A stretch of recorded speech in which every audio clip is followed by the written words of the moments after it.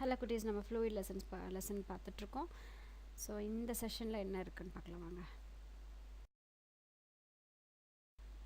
இந்த செஷனில் நமக்கு ரிலேட்டிவ் டென்சிட்டி இருக்குது. லாஸ்ட் டைம் டென்சிட்டி படித்தோம் இல்லைங்களா, டென்சிட்டின்றது அடர்த்தி அப்படின்னு சொன்னால். ஸோ இது இங்கே வந்து ரிலேட்டிவ் டென்சிட்டி அப்படின்னு கொடுத்துருக்காங்க.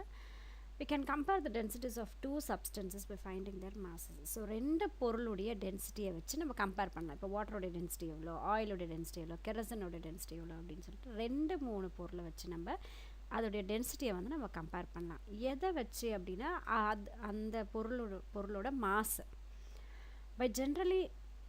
But generally density of a substance is compared with the density of water at 4 degrees Celsius because density of water at that temperature is 1 gram per centimeter cube. ஆனால் ஜென்ரலாக பார்த்தா எல்லா பொருளுமே வந்து டென்சிட்டி ஆஃப் வாட்டரோட compare பண்ணி சொல்லுவோம். அதுவும் 4 டிகிரி செல்சியஸில். தண்ணி 4 டிகிரி செல்சியஸ் எவ்வளோ டென்சிட்டி இருக்கோ அதை வச்சு தான் சொல்லுவோம். ஏன் அது காரணம் என்ன அப்படின்னு சொல்லி பார்த்தீங்கன்னா, தண்ணியோடைய டென்சிட்டி வந்து 4 டிகிரி செல்சியஸில் வெறும் 1 கிராம் தான் இருக்கும். அதாவது 1 சென்டிமீட்டர் க்யூபுக்கு 1 கிராம் இருக்கும். அதனால் தண்ணியோட மற்ற இது எப்பயுமே கம்பேர் பண்ணி சொல்லுவாங்க. Density of any other substances with respect to the density of water at 4 degree Celsius is call the relative density. So அதே 4 டிகிரி செல்சியஸில் மற்ற பொருளோட கம்பேர் பண்ணி சொல்லும்போது அதுதான் ரிலேட்டிவ் டென்சிட்டி. அதாவது 4 டிகிரி செல்சியஸில் வாட்டரோட டென்சிட்டி வந்து 1 கிராம் பெர் சென்டிமீட்டர் க்யூப் இல்லையா.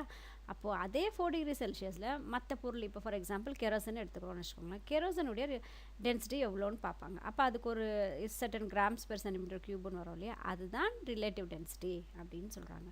Thus, relative density of a substance is defined as the ratio of density of a substance to the density of the water at 4 degrees Celsius.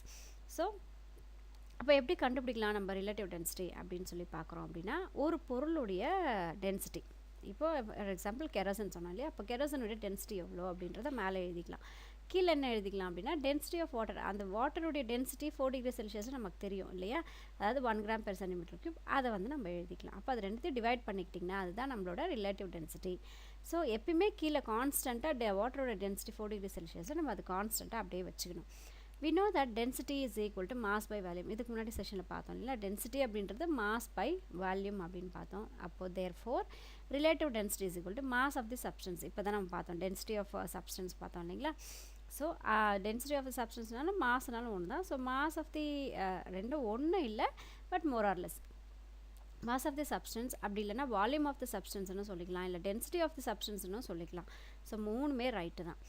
By mass of the volume, density of the mass of the water, density of the water, volume of the water, எதை வேணாலும் எழுதிக்கோங்க, எல்லாமே correct தான். Since the volume of the substance is equal to the volume of the water, relative density is equal to mass of certain volume of substance by mass of equal volume of water.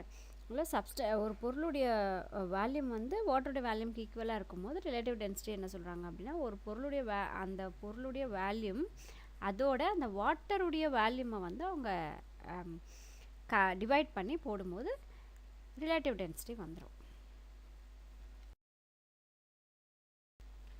Measurement of relative density. So relative டென்சிட்டியை எப்படி வந்து measure பண்ணலாம் அப்படின்னா, relative density can be measured using pycnometer. So இங்கே பிக்சரில் காட்டியிருக்கேன் பாருங்கள், அது பேர் வந்து பிக்னோமீட்டர். ஆல்சோ கால் டென்சிட்டி பாட்டில். இதுக்கு இன்னொரு பேர் இருக்குது, என்ன அப்படின்னா டென்சிட்டி பாட்டில் அப்படிங்கிற, அதாவது அடர்த்தியை கண்டுபிடிக்கக்கூடிய ஒரு கருவின்னு வச்சுக்கோங்களேன் ஒரு பொருள். ஸோ டென்சிட்டி பாட்டில்னு சொல்லிக்கலாம், பிக்னோமீட்டர்னு சொல்லலாம். It consist of ground glass stopper with a fine hole through it.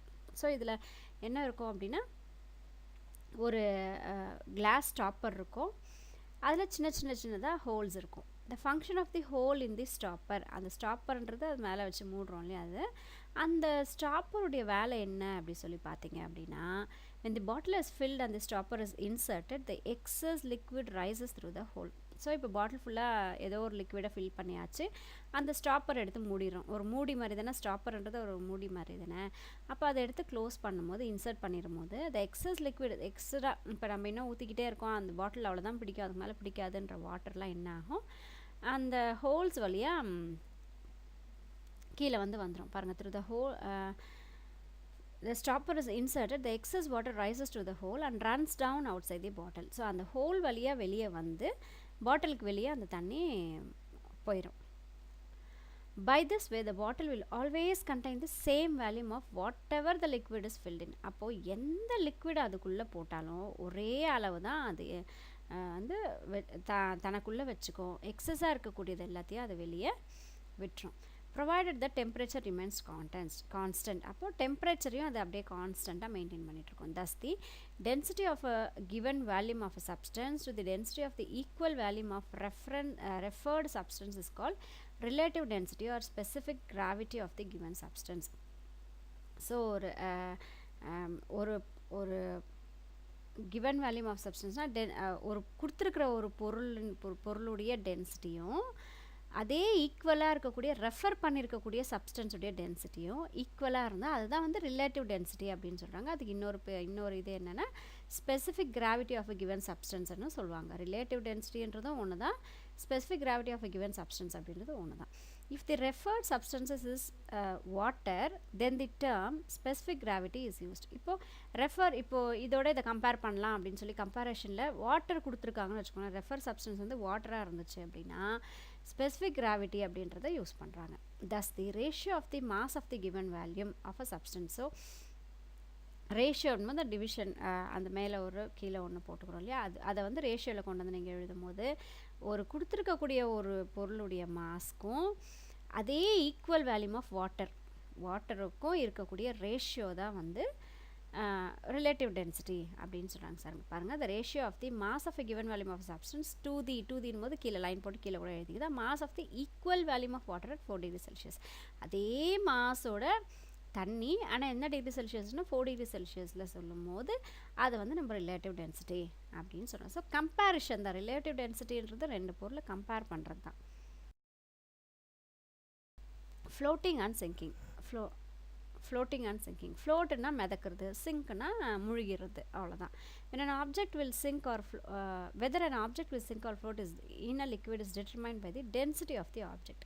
So ஒரு பொருள் மிதக்குமா இல்லை உள்ளே போயிடுமா அப்படின்றது எதை வச்சு டிட்டர்மின் பண்ணுறாங்கன்னா அது எந்த பொருளுக்குள்ளே இருக்குதோ. இப்போ வாட்டர் அப்படின்னா வாட்டர் தான் அங்கே லிக்விட். கெரோசின், டீசல், பெட்ரோல், அது மாதிரி நீங்கள் என்ன லிக்விட் எடுத்துக்கிறீங்களோ அதுதான் அது. அப்போது அந்த ஒரு லிக்விடுடைய அடர்த்தி டென்சிட்டியை பொறுத்து தான் ஒரு பொருள் மிதக்குமா ஒரு பொருள் உள்ளே வந்து முழுகி போயிடுமா அப்படின்றத டிட்டர்மைன் பண்ணக்கூடிய ஒரு விஷயம் எதுன்னா லிக்விட் தான். Compared to the density of liquid, if the density of the substance is less then the density of liquid it will flow. இப்போ நம்ம ஏதோ ஒரு பொருளை தண்ணிக்குள்ளே போடுறோன்னு வச்சுக்கோங்களேன், மிதக்குது அப்படின்னா தண்ணியுடைய அடர்த்தியை விட அந்த பொருளுடைய அடர்த்தி குறைவுன்னு அர்த்தம். அப்போ அதே ஒரு பொருள் வந்து தண்ணிக்குள்ளே போயிடுது அப்படின்னா தண்ணியுடைய அடர்த்தியை விட அந்த டென்சிட்டியை விட அந்த பொருளுடைய டென்சிட்டி வந்து அதிகம்னு அர்த்தம். கீழே வந்துட்டால் அதிகம், மிதங்குச்சுன்னா குறைவு. எது நம்ம போடக்கூடிய பொருள்னு ஒரு ஞாபகம் வச்சுக்கோங்க. For example, a piece of wood which is less density than water will float on it. So நம்ம வுட்டெல்லாம் போடும்போது அந்த தண்ணியோடைய டென்சிட்டியை விட குறைவு அந்த வுட்டுக்கு, அதனால அது மிதக்குது. Any substance having more density than water, for example stone, will sink into water. So இதே stone எடுத்துக்கிட்டோன்னா ஸ்டோனுடைய டென்சிட்டி அடர்த்தி வந்து குறைவு. அடர்த்தின்றது இங்கே வெயிட் எல்லாம் கிடையாது, நம்ம அதுக்குள்ளே பார்த்தோம் இல்லையா, அதுக்குள்ளே இருக்கக்கூடிய இந்த ஆட்டம்ஸ் அந்த மாலிக்யூல்ஸுடைய அந்த அது ஸ்டஃப் உள்ளே வச்சுருக்கிறது தான் டென்சிட்டின்னு முதல்ல நான் சொன்னேன் இல்லையா. அப்போது டென்சிட்டி அதிகமாக இருக்கக்கூடிய பொருள் வந்து உள்ளே போயிடும், டென்சிட்டி குறைவாக இருக்கக்கூடிய பொருள் வந்து மேலே மிதக்கும். ஸோ அதான் ஃப்ளோட்டிங் சிங்கிங்குடைய concept. Floating promises sinking mind. So Shruti Agarwal சொல்லியிருக்காங்க. ஃப்ளோட்டிங் ப்ராமிசஸ் போது நம்மளோட ப்ராமிஸ் எல்லாம் ஃப்ளோட்டிங்கில் இருக்குது. ஸோ நம்மளோட மைண்ட் வந்து அதுக்குள்ளே சிங்க் ஆகி இருக்கும்போது தான் நம்ம கொடுக்கக்கூடிய ப்ராமிசஸ் எல்லாம் வந்து ஃப்ளோட்டிங்கில் இருக்கக்கூடியது. So thank you, take care.